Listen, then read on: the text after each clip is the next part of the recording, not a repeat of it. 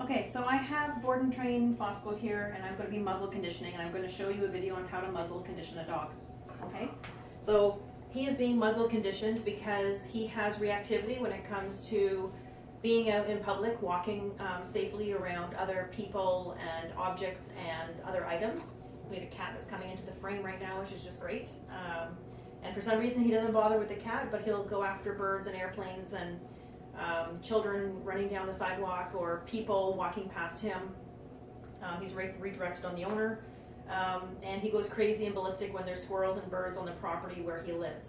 So we're trying to get him calmed down so that he can walk nicely on leash, but also with the muzzle in mind that the owners, when we transfer the skills over, as they learn to be more confident handlers, they'll be able to handle him better, knowing that he can't do anything dangerous because he'll have this muzzle on.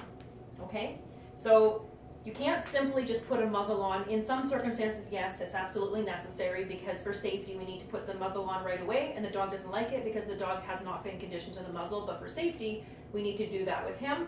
I don't have to worry about him attacking me or biting me or any of my children or my boyfriend or anyone that's living in the home.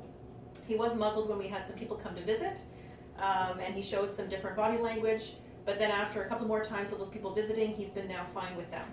So what we're going to do is we're going to use the muzzle and put food inside the muzzle, and he's going to eat the food from the muzzle, and as he eats that food from the muzzle, it's going to create a positive association to the muzzle. Eventually we're going to put a name to that, and we're going to tell him to muzzle, and he'll put his mouth in the muzzle to take the food from the muzzle, okay? He's worn this, I think, 3 times, but I'm now going to show you how to muzzle condition. So he hasn't had any breakfast, so we want to have a hungry dog, and we're going to put the food item in the bottom of the muzzle, like so. We're going to let him know that he has that in there, lift it up. And if he wants to take the food from there, that's fine. If he's hungry enough, he will. I'm going to just see if he'll take the food from my hand so he knows. I want to get him a little bit hungry. Again, he hasn't had any breakfast, okay? But we're also referring to a very insecure dog, okay? So he's had a little bit of that now, so hopefully he'll want to go in there and eat that food again. And so he's just taking it. Good boy. Good. So again, I'm going to put the food item inside the muzzle, I'm going to hold the bottom of the muzzle, present it to him, and let him take the food out. So you can do this with the entire bowl of kibble with your dog to get them to do a positive association, because this is something that he's going to wear for a while with the owners. And in order for him to be comfortable and confident, he needs to be okay with wearing this, because if the entire time that he wears it, he's fussing around, then you're missing an opportunity to train with him. Okay? So again, I'm going to put the food item in the muzzle, present it to him,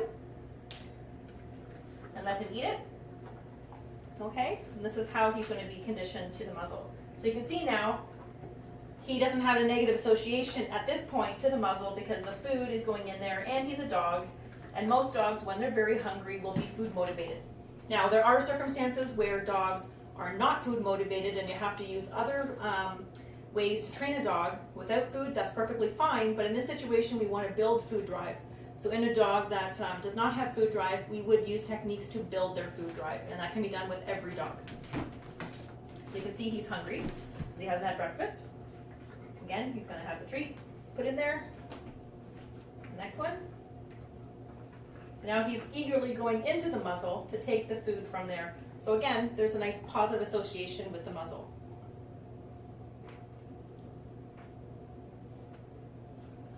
Good boy. I don't do a lot of talking. Again, it's a lot of calmness. It's letting him make the choice to get the food. Good boy. Okay, so that's step 1.